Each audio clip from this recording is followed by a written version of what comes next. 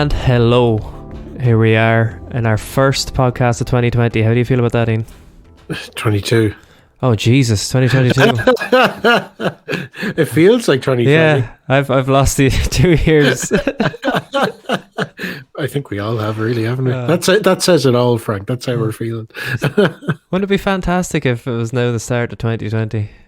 And none of this happened. It was just a big dream. Oh, a big dream. I didn't do my wonderful introduction for you. Because of the theme of this episode being what it is, I was going to say The Hand That Rocks the Cradle, Ian Hand. Oh, excellent. Obviously, one of the biggest movies in 1992. Which was 30 years ago. Because it is 2022. Yes, we have to be clear about that. Not 2020, although it feels like it. Oh, fuck. We are 2 instead of 3 today. We don't have Mr. Shane Martin with us, so thank God, didn't have to come up with another Martin jape for this. Yeah, as I just said, it's the 30th anniversary of the early 90s. If we're to talk about music, which is the whole point of this podcast, before the internet came along and when recorded music started, the late 50s, 60s, 70s, 80s, 90s, early 90s, early 2010s even, music kind of worked in cycles in terms of how it was distributed around the Western world and beyond, in that it moved in cycles of what the world wanted. Like marketing, mainstream marketing was quite easy in that Elvis was this like celestial being that didn't look like anyone else, didn't sound like anyone else, didn't move like anyone else. The Beatles were kind of a cross between that. They looked like nobody else on earth, but their personalities were really relatable. People loved their personalities. And then the late 60s like spiraled off into psychedelia and glam and prog, and the 70s went, rock stars were untouchable and they were bigger and better and looked different to the common person. Then punk came along, kicked the shit out of that, and it was every man could play music again. There was nothing special about it. Then the 80s happened, but I think the most significant wave in the whole lot was the early 90s. If we were to talk about the commercialization of music since recorded music. We were supposed to do our 30th anniversary of all the albums that were released in 1991. 1991 was just a ridiculous year for music, in that some of the biggest bands on earth and some of the biggest albums on earth were released that year. And I just think it was really a turning point, because if you think about the actual sale of music and making money from music, this is when the CD had just come in. So music just had gotten very affordable, very disposable, very easy to shift units. And it was very, very marketable. And the best way to market things is to have people be into multiple genres. So I think if you look at the list of albums from 1991, it is the beginning of the underground starting to become to the mainstream, and the start of just every genre of music just selling through the roof and everyone being into so many genres. So I've got a list here that is very fucking substantial. So this is 1991 alone. And this is ones I've actually picked out as being important. These aren't even like the throwaway ones by artists that weren't really making great music at the era or anything like that. These are just ones that I called important. So you ready for this? Go on.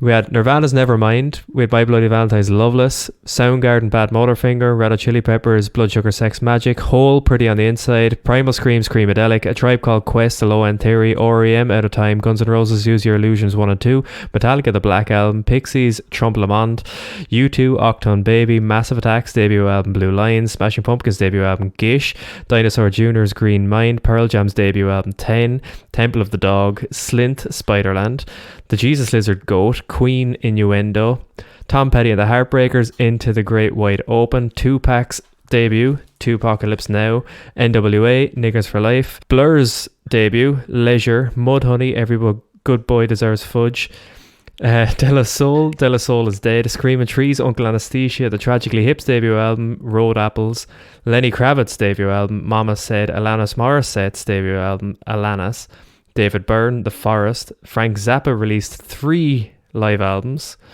Fugazi, Steady Diet of Nothing, Meat Puppets, Forbidden Places, Crowded House, Wooden Face, Therapy's debut album, Baby Teeth, Babes in Toyland EP to Mother, Cypress Hill's debut album, Cypress Hill, Spin Doctors, Pocket Full of Kryptonite, Neil Young's Weld. They're just the ones I consider important. Unbelievable. Like, there's ones there I actually completely forgot they were 91. Do you know that? Like, that's ridiculous. Like, that's most fucking hell. That's most bands' seminal albums.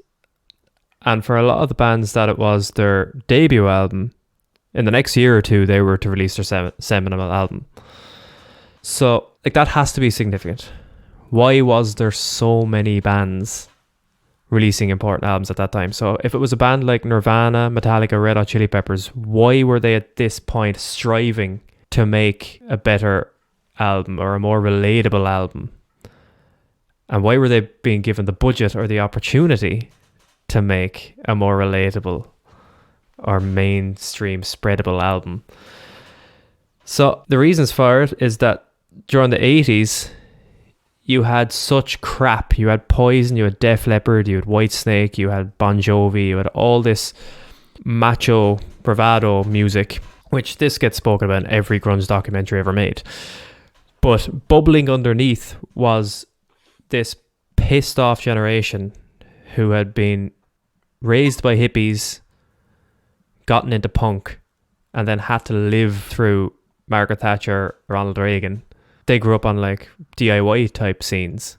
But then towards the late 80s, people working in record labels weren't fucking stupid. They had scouts going around the place, so they could see that there was massive movements of young people flocking towards this real, as I said, the wave again of music, how it goes up and down, of people wanting reality, people wanting fakeness. So Whitesnake and all the big hair and all, that was fake, it was nonsense.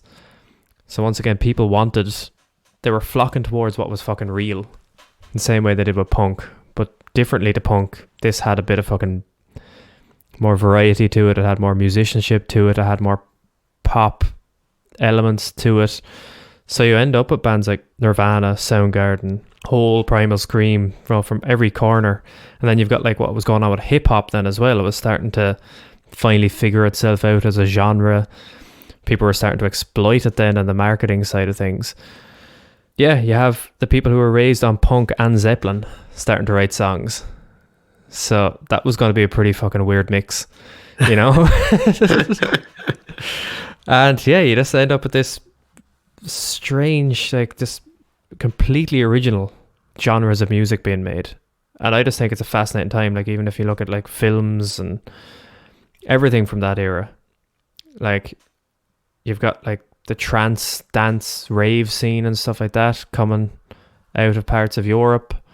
You've got the baggy scene coming out of Manchester. You've got the kind of early beginnings of Britpop coming with Blur and stuff like that. So where the underground started getting taken seriously and marketed. So then after that, concerts started to change.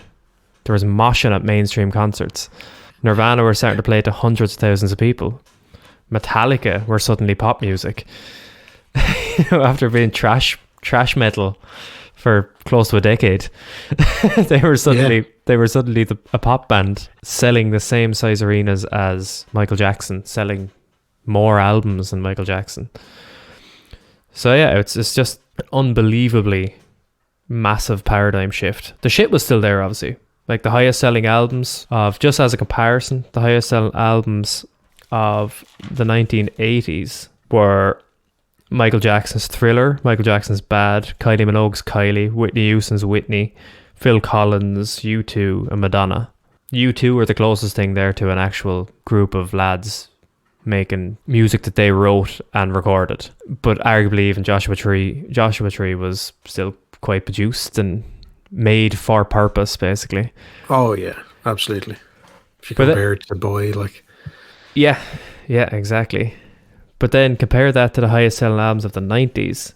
You've got Metallica, Alanis Morissette's Jagged Little Pill, Nevermind, 10 by Pearl Jam.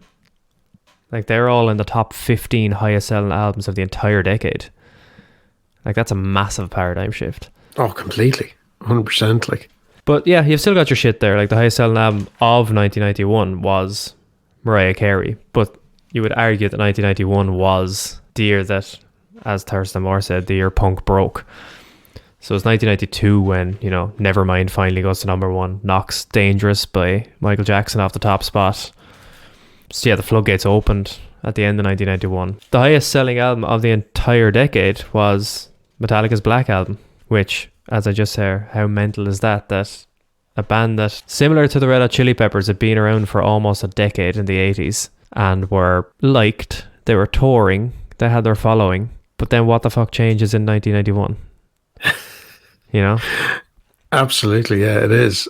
It's insane. The change in direction. It really is, because it's, and in particular, the Black Album is such, the reasons for it anyway, which I'll go into now in a minute. It's such a strange one, because as you just said there, with the paradigm shift, with the likes of Nirvana and grunge in particular, you know, and obviously the musicality of grunge, it's very different in that, and the lyrics and everything, you know, that you know, you would, you know, it'd be reasonable enough to put some sort of correlation there, grunge and the rise of Nirvana, with, you know, you had those, you know, 2 or 3 very austere years just after the Gulf War, you know, or around the time of the Gulf War, you know, so the demise of George Bush Sr., you know, you had this really crippling recession in the US at the time, you know.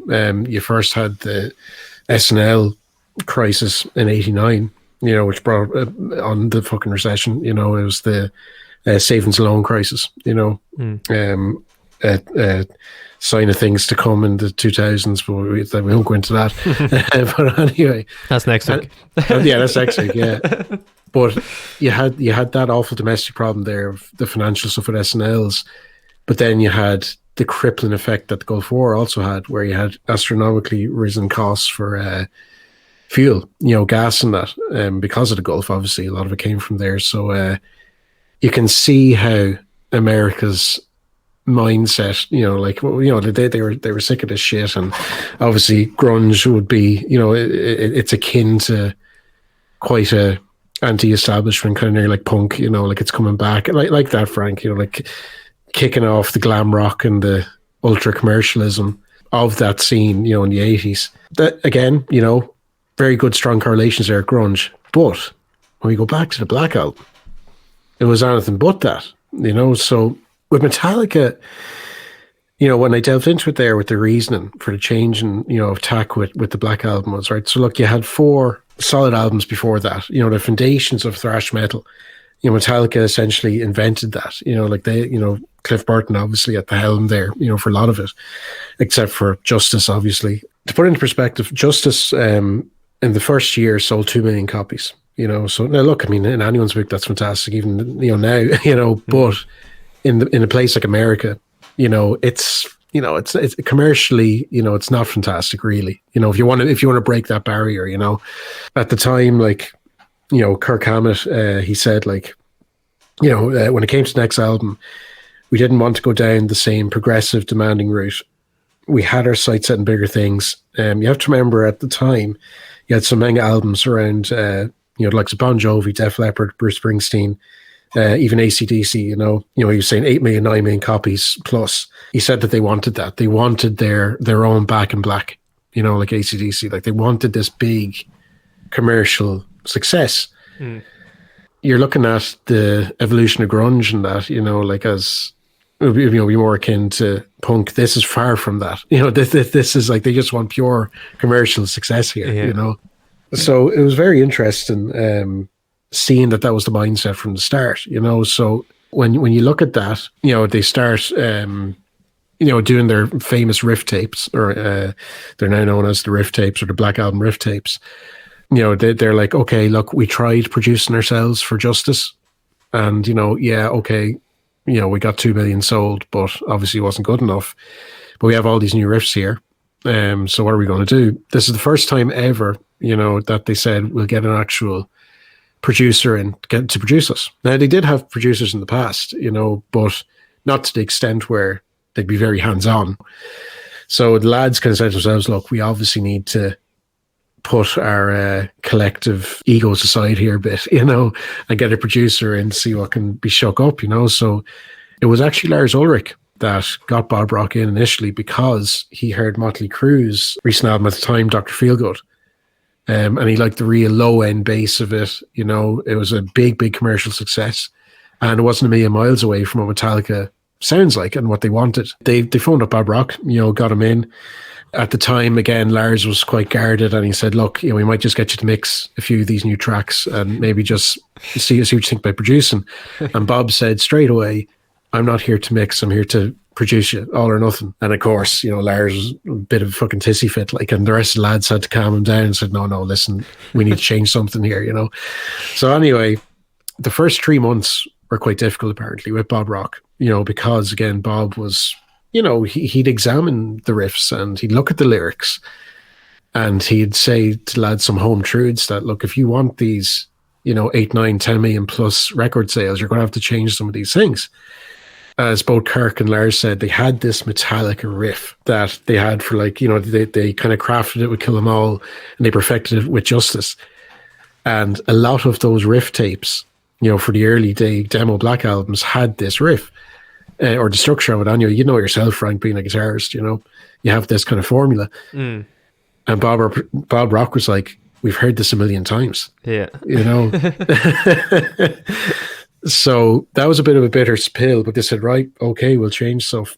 And here's one for you. Bad Motorfinger, obviously. Soundgarden, Kirk Hammett and Hetfield, the two of them were listening to it and they're like, actually, holy shit. There's some class kind of structures in there. So they kind of started working on a rough Enter Sandman structure, loosely based on the sound and feel of Soundgarden. Yeah, Bob Rock said, actually, yeah, that's fantastic. It's definitely a lot more appealing. But one of the big heavy hitters where, there were definitely very hot words exchanged and tempers were blazing, that was with James Hetfield and lyrics. The first draft of lyrics for Enter Sandman, it was all about infanticide. And if you, cast your listening back to Justice or any of the other earlier ones, Master of Puppets and that, they're all very literal and geared up and, about these very hard-hitting topics like that, excellent for, progressive metal or whatever, and for that, group of cohort, but if you want to appeal to the rest of them now, look, you can't be singing directly about infanticide, So Bob Rock, anyway, kind of set about, not rewriting lyrics with Hetfield, but just kind of more explaining to him that make them a little bit more poetic and a little bit more rounded and more accessible. That was that. Two other touches that he brought into it was the addition of strings or orchestral pieces. In particular, Nothing Else Matters. And it's the first time we see Michael Kamen introduced with Metallica. Michael Kamen of S&M fame, and Bob Rock himself was actually quite pissed off at how the band treated that, because the final mix, as in the mix we all know, and even the anniversary mix, all that, the orchestral pieces are quite low in it. And Bob Rock's initial one, they're much more prominent and, this big piece. And the band were like, fuck no, that's a step too far, So they gave it the Jason Newsted treatment, Where was he coming from with the use of strings? Is it think Bat Out of Hell sort of I think so. November Rain maybe? Yes, yeah. I think so. I think that was the line he was going down at that, and the band were like, oh, I don't know about this.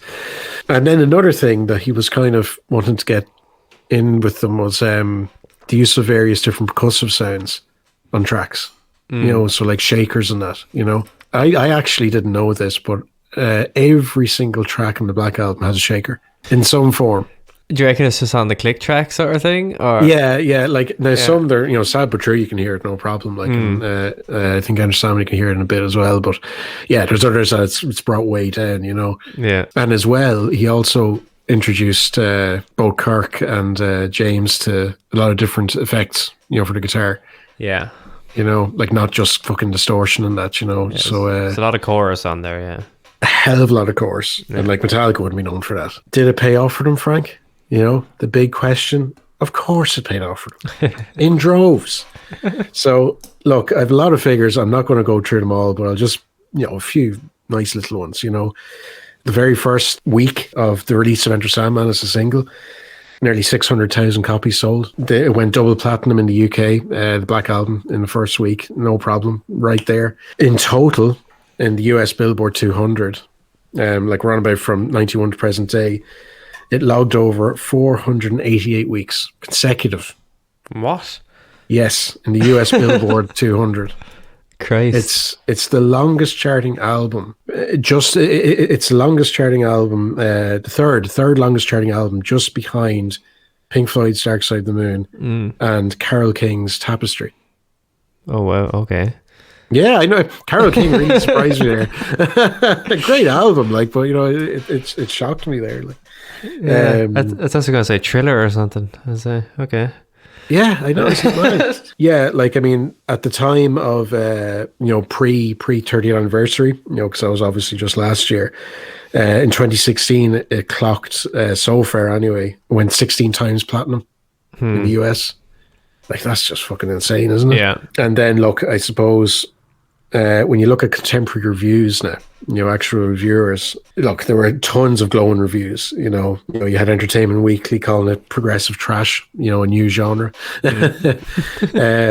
But then you had, the not so favorable ones. You had the LA Times at the time saying, they'll find great difficulty being embraced by their own metal cult, and that it could be akin to Bob Dylan going electric in the mid 60s. And there's a bit of a truth there, but look, aside from all that, obviously we saw last year, in terms of the influences, we have the Metallica Blacklist album, where you had over 50 contributing artists that have, directly and indirectly cited them as influences. You've our very own Mac DeMarco, Frank, you've Weezer, Royal Blood, St. Vincent, Biffy Clyro, Corey Taylor, obviously of Slipknot fame, our very own Dermot Kennedy, Imelda May, and of course Rodrigo Gabriela, so the list goes on. Obviously, you've over 50, but one of the massive successes out of 91, but for a very specific commercial reason. Yeah, I think that goes back into what I was saying there about 1991. There was clearly a shift going on, as you just said, and Justice for All sold 2.2 million. Like, that's an underground trash metal band selling that much. You've got the Red Hot Chili Peppers being big enough to get to a point where that they have enough money from their label to go, we endorse you to get on mainstream radio, because college radio is fucking playing you nonstop. Yeah. So if you have this platform here, we have this funding here, we're going to invest that the rest of the world will get on board with what you are, in terms of how you look, the way you're acting, the crowds you already bring. We think everyone could be into you. And that's insane, thinking that the world was coming from smiley face plastic pop stars like Donny Osmond or banana down the pants fucking Poison people, football players, that the new jock music was going to be Metallica, because they were fucking dirty and smelly long-haired lads. Yeah. The same way as, as the Beavis and Butthead thing was getting big, MTV was starting to get dirtier, all this sort of stuff. It was underground coming to the fore. The Black Album has always confused me a bit, because it is, for us anyway, that, like, if they hadn't made the Black Album, we would never ever know about Metallica. It'd be this obscure band that some big brother might have showed you. But because of the Black Album, that's your entry point. I always found it was everyone's entry point, then they get into all the other stuff, and then they'd hate the Black Album. Yeah. Yeah, they'd hate the thing that got them. Yeah. But then, as you just said there, Dermot Kennedy and stuff, and when they played Slain, when I heard about some of the people who were going to Slain, I found like I couldn't believe them. Yeah.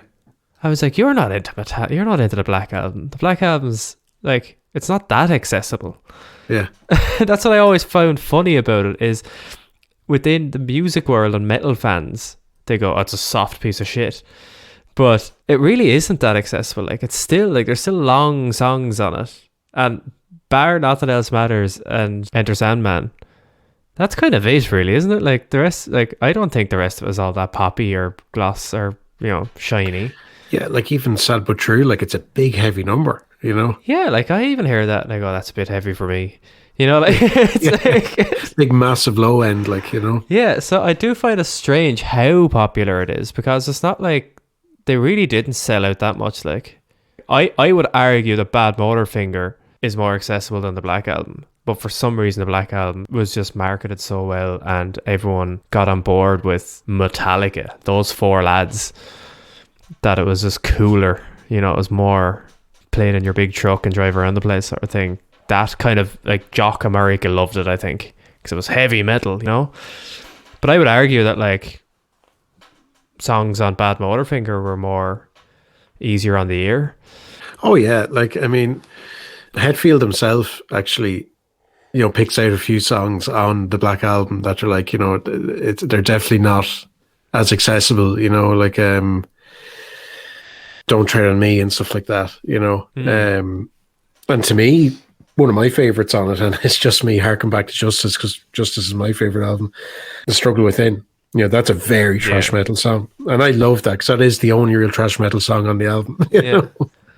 Yeah, like it really does baffle me that it got so popular and remains so popular, and that so many people who aren't necessarily into music or heavy music still find something from it. There's a very interesting, just one last thing on the Black Album, Frank, and I'd like to hear your opinion on this in particular. Now, I think Kirk Hammett, he's given himself and Metallica a little bit too much credit here, but I'd like to see what you think, okay? He said he was pals with Kurt Cobain, which I don't refute. Like, I absolutely believe that. Yeah. And Kurt went to see them in Seattle, on the Black Album tour, Yep. and hung out with them. And that absolutely, I believe all that. But one of the quotes anyway, Kirk says, looking back on the success of Black Album and indeed Nevermind, he said that rock radio embracing our sound, our heaviness, helped the whole grunge thing take hold. Not long after the Black Album came out, Nirvana put out Nevermind. I like to think we had something to do with the acceptance of Nirvana. What do you think of that? What do you think of that, Frank? No. That would be the same, I think, as Axl Rose nearly claiming that he had something to do with the acceptance of Nirvana. Yeah. Maybe not that extreme, but yeah, Kurt Cobain definitely openly said he enjoyed Ride the Lightning and stuff like that. I'm sure he enjoyed the Black Album. I'm not sure if there's any documentation of him saying he did. Kurt Cobain knew what he was doing with Nevermind. Yeah. He fucking fought tooth and nail to get there. As even just a fuck you to the scene he was coming from and stuff. He wanted mainstream success, or success anyway. He wanted to be successful, and there's a reason it is as polished as it is. There's a reason they went to the label they went to. There's a reason for all that. As I'm saying, I think as a zeitgeist at a time, I wouldn't say that. I wouldn't agree with Kirk Hammett there. Yeah, I think he was overreaching there a bit. Yeah, but yeah, it did come out before it. But I do think, like as I'm saying, there was just a zeitgeist happening at the time with. Yeah, I wouldn't say that they had any much of a direct influence on Nirvana themselves. Maybe just those few months before getting the radio play in, maybe it just got America and the wider world used to a kind of heavier sound, maybe, in terms of mainstream radio. Yeah, but it's a different heavy sound, isn't it? I suppose. Oh, it is. Yeah. You definitely would have had a crossover of fans, but the Metallica fans would have mainly been like, there's nothing feminine about Metallica, and that was the whole thing with Nirvana. Like Dave Grohl said, what weirded him out about when he first got to Nirvana was how many girls liked them. Yeah. How many girls were at the show, how many girls empathized with the lyrics and stuff like that. So I would definitely say that helped with Nirvana. There was nothing threatening about Nirvana. They were literally the fella down the road. They were wimpy, they were sensitive, their lyrics. So yes, maybe sound wise, but to the passerby on the street going, that's distortion coming out of the speakers rather than a synthesizer. But yeah, I think there's two very different sets of people coming in. Yeah. Yeah. No, I just thought it'd be interesting to see what you thought. Obviously, we know, we know Kirk was fucking overstretching a bit there, but Yeah. No, I think it was just where the times were heading. Yeah. Definitely.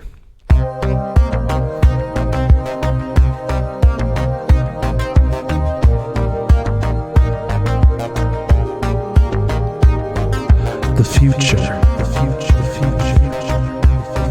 is now. The past is the future. The present is the past. Unless it's the future, which is now. Which could be the past, which is also the future. It's also the future. Or is it the past? What's this ad about? It just has the past as the present, and the present is the future. The future is the present, and the present is the past. It's just written over and over again. It's over and over and over and over and over and over and over and over and over and over and over again. And somebody has this weird echo in my ear. Is this supposed to be an ad for a bank or a car or a fucking... I give up. Stupid.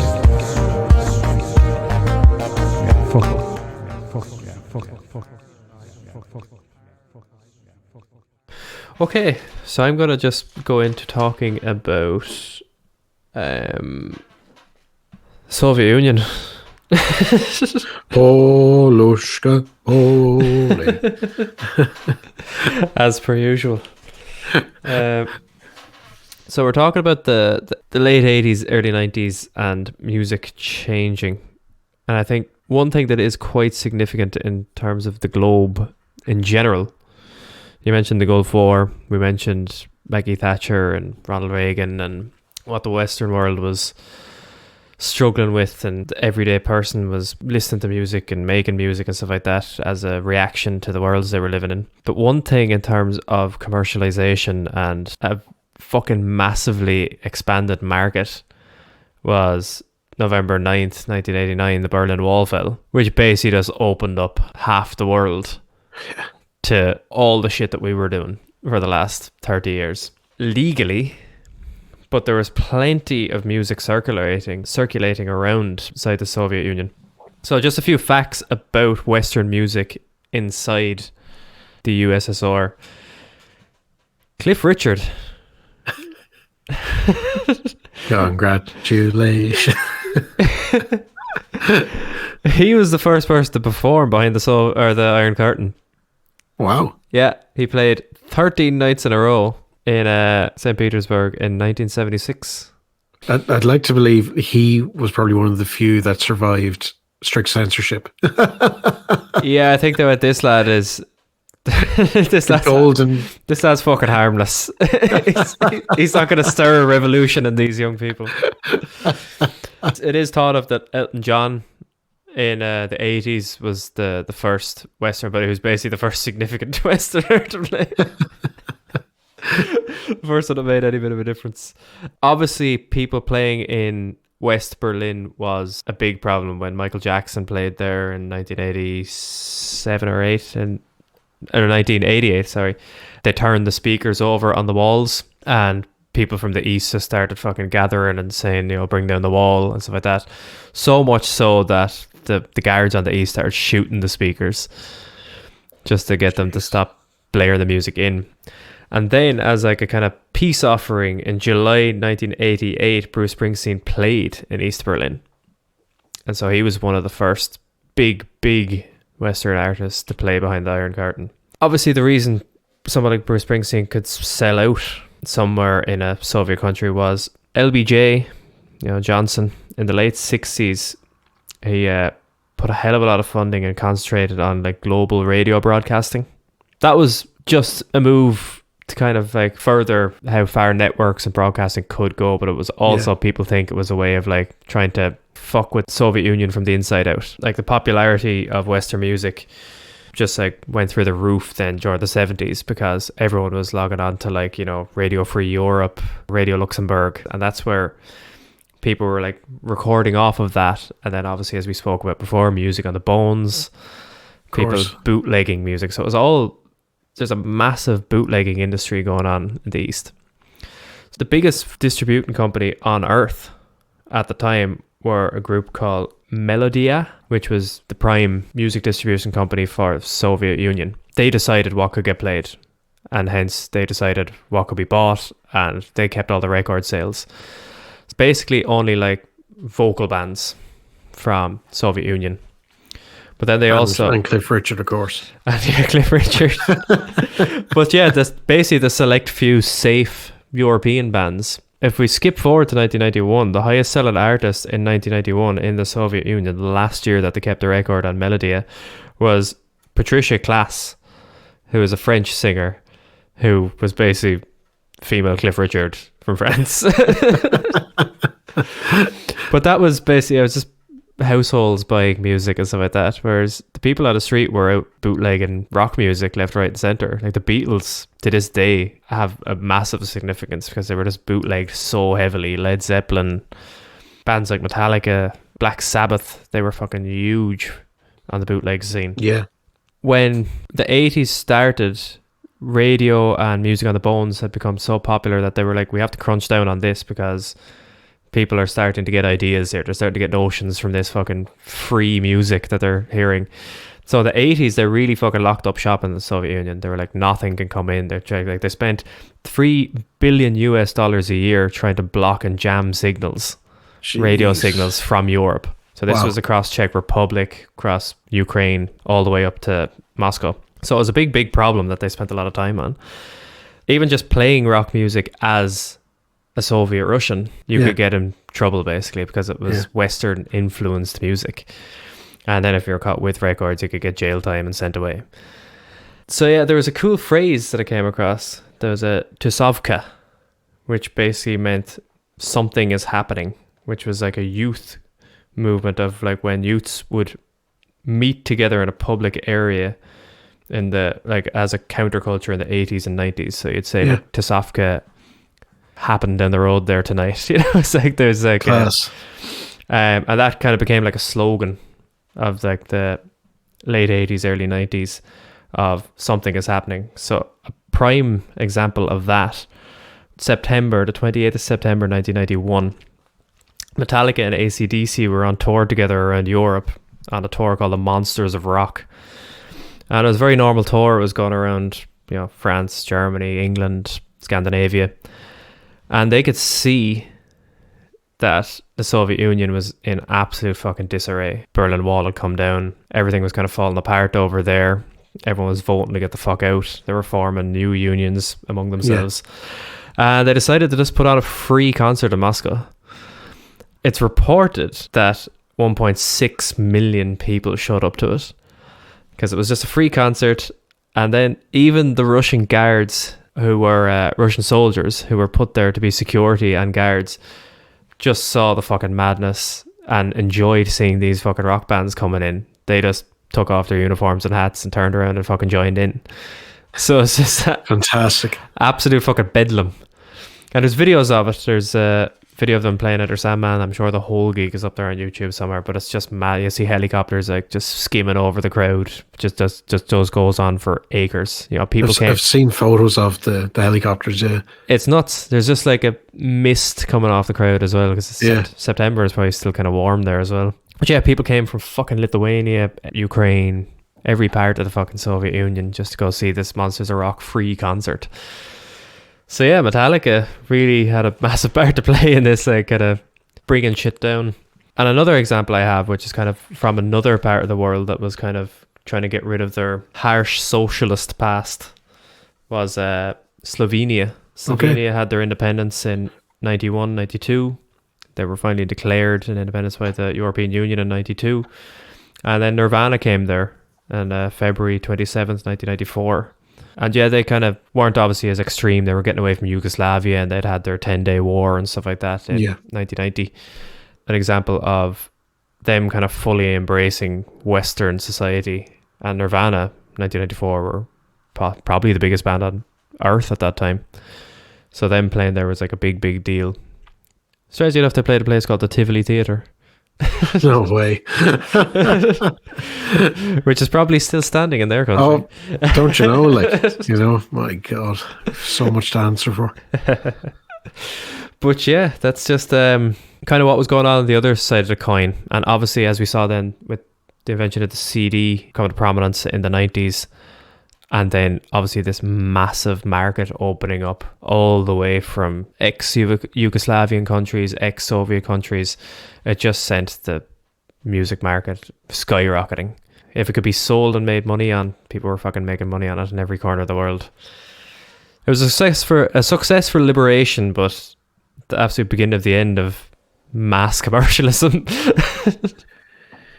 Yeah, it's like I absolutely love the various examples there of Soviet Russia and the satellite states, and a really unusual one that I came across by pure. Now, I actually, I wasn't really by pure chance. I was watching the documentary at the time, but I didn't know how much of an involvement this person had with it. But it's basically Frank Zappa, so.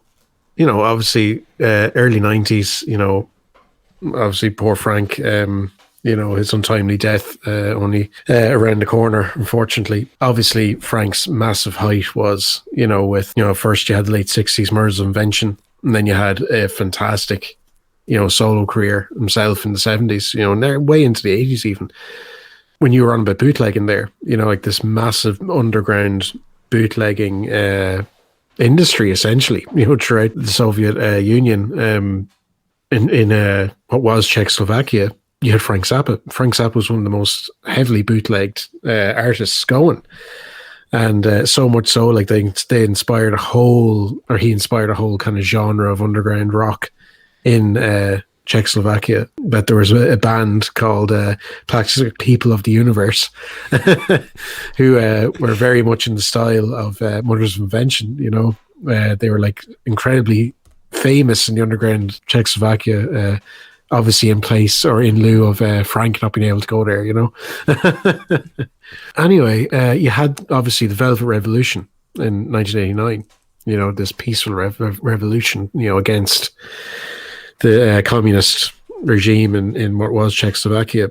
And apparently Frank Zappa was to be heard everywhere, on the streets, in the apartments, everywhere.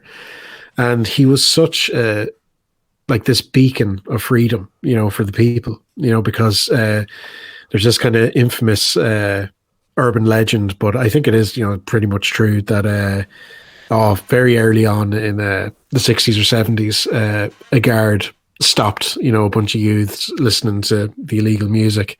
It was Frank Zappa at the time, and he said, "Stop playing that Frank Zappa music." And apparently it stuck, but with the regime, and that whenever they'd hear heavy music in Czechoslovakia, the guards would always say, "Stop playing Frank Zappa." But obviously from the 60s up until 89, you probably had about two generations there of people, they heard this Frank Zappa, and so they went and they suck out Frank Zappa, to seek him out and got the bootlegs, and it's just amazing. So anyway, the actual president then of what we now know as the Czech Republic in 1990, President Havel, he invited Frank Zappa to the Czech Republic. It was literally like Beatlemania.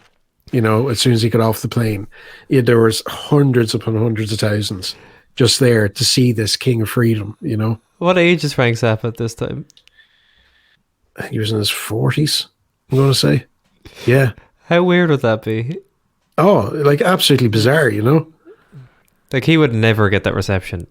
In his life, he wouldn't have experienced. No, and he was completely taken aback. He was astounded by it, absolutely astounded. And I think he was quite comfortable with it, to be honest. But anyway, the whole reason why the president invited him over was that, just to inform Frank of his contribution to the Velvet Revolution, even though he had no idea that he was, this unbelievable symbol of freedom, So anyway, the president makes him, or bestows on him, this title of a special ambassador to the West on trade, culture, and tourism.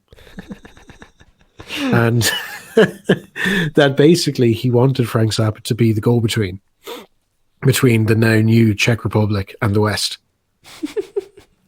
So Frank, was very obliging. He was like, I'll do whatever I can, for this new country, they're obviously a peace-loving new nation, and they want to expand their trade and goods and all that. So great, and he had some really good ideas. He had ideas in cultural tourism, like opening up old Prague and all that. Even the introduction of the system of credit cards. He was floating with them. The idea of TV shop networks, like all these big like commercial Western ideas. Very American ideas. Very American ideas, But cheeseburgers. Yeah. But now we go back to the US, and the US hear what's going on. That Frank Zappa is going to be this fucking go-between. So the US Secretary of State at the time was James Baker. James Baker. Who's James Baker? Who the hell's that, right? He has a communique with President Havel, of the Czech Republic, and says, look, we have this economic aid coming to yourselves and the former Soviet satellite states. We want to continue that economic aid, and we want to do business with you going forward. But you either do business with the United States or you do business with Frank Zappa. So it's like it's like a fever dream. Yeah, it really is. So when you delve more into it, right, the wife of James Baker was none other than Susan Baker, who is an infamous member of the fucking PMRC. That was the Parents Music Resource Centre. Okay. So, the whole 1985 Senate hearing on explicit content in music. Yes. And Frank Zappa joined forces with a very strange joined forces with John Denver, of all people. Yeah. To speak out against the PMRC and what they wanted to do. But anyway, Susan Baker was, an ex-member of this fucking PMRC and husband now to the US Secretary of State. And she was like, no way in hell are we dealing with Frank Zappa. Jesus Christ. Yeah, so anyway. I want to send Cliff Richard. Yeah. Yeah, you would have loved that. So look, Frank, obviously, he felt he was way in over his head here, so... yeah, no pressure, Yeah. So Zappa completely stepped down, and he said to, look, President Havel, listen, I really, really am honoured that you give me this title, but I'm not going to get into this whole shit again with the PMRC and endanger this brand new country, Zappa stepped down, all that, but then roll on a year. Now, you have to remember, in 1991 here now, Frank was already diagnosed with prostate cancer, and he was quite ill at this stage, He was invited back again, but this time on a tour to actually play music. And he graced the stage in Prague, and now there's footage of this on YouTube, you can check it out. It is proper like a Beatles concert from the mid-60s, Frank. It's fucking unbelievable. Just people constantly screaming, and you just see Frank kind of just, like he's not really lapping up, because again, he's quite uncomfortable with it, and he's kind of like asking people to calm down and please, like enjoy it, but just please calm down. Like, that's insane. But there you go, a very strange corner of the Soviet Union, or former Soviet Union, and Frank Zappa's connection with it. Yeah, so everyone was just sitting around drinking Coca-Cola, listening to Frank Zappa. Yeah, exactly. What a country. Yeah, That's insane. I think instead of a bit of a recommends, I gave you that long list of albums there from 1991. I have a long list of albums from 92 as well, because it was just as important, if not more important, in terms of the floodgates opening to the alternative. I'll give you 3 questions, and it'll be an either or. Oh, okay.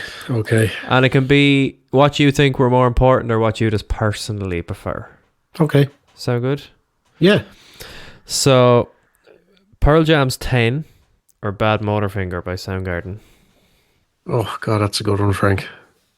I suppose in terms of my own listenership over the years, because I'll purely admit it, that those two bands, Pearl Jam and Soundgarden, I wouldn't be the hugest of fans, even though I do, I really like their music, but I wouldn't be as big as yourself, I'd say. If I'm to remain true to myself, my listenership in the past, I'd have to go with Pearl Jam.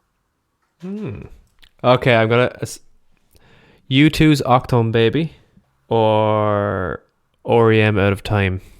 Oh, very good. I'd have to go with REM at a time. Yeah. Interesting. Yeah, Octone Baby is an incredibly good album. Obviously has one on it, and it has Even Better Than a Real Thing in Mysterious Ways. Yeah, I was never a massive fan of Octone Baby, even though it is a big album. It just personally, like I'd be more a fan of Boy era, you know. Okay, I'm going to start getting silly now. Marky Mark and the Funky Bunch, whatever album he released that year, or John Williams' Hook soundtrack. I'll have to go with John Williams' Hook soundtrack. It had much more of an impact on my life. Yeah. Fucking Marky Mark. Okay, and final one. We're on to 1992 here. I'll give you a 1992 one. Vulgar Display of Power by Pantera or Neil Young's Harvest Moon. Very good, Frank. Very good. Okay. Listen, right. Like, I absolutely love Neil Young. You know, I do. But that particular album, you know, like, I'm not a huge fan of it, you know. Whereas Vulgar Display of Power, I would have a little bit more time for. Well, a lot more time, really. I'm picking Vulgar Display of Power every day. Yeah. It's like Harvest Moon. It's a very good album, but yeah, it's not Harvest. No, exactly. That's what I mean. That's exactly it. Exactly. Yeah. No, and you know, it's a strange one with Pantera with me because, like, I only really started listening to Pantera properly, you know, like really, you know, like exploring them in that, like over the last 10 years or so, you know, like in my 20s, you know. Yeah. I think it's basically every song of Vulgar Display of Power I like, but outside of that, I really pick and choose. There's no other full albums. I know what you mean. The songs I like, I fucking really like, and then there's other songs that are a bit naff for me. Yeah, they're not as consistent as like Metallica or something. Yeah. Vulgar Display of Power was produced by Terry Date, same person who did Bad Butterfinger. Very cool. And you can hear it nearly, can't you? You hear it in the kick drum. Yes, of course. Yeah. Very similar drum sounds.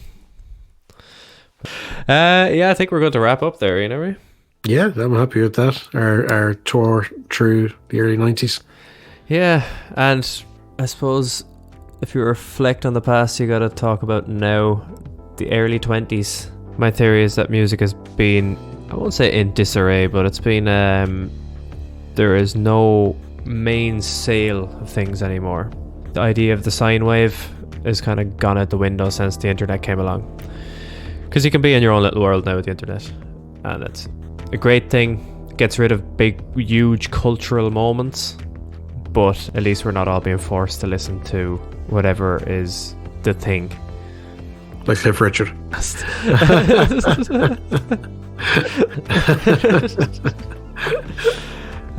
But yeah, I'm happy to leave it there. Until next time, see you later. Good luck, everyone.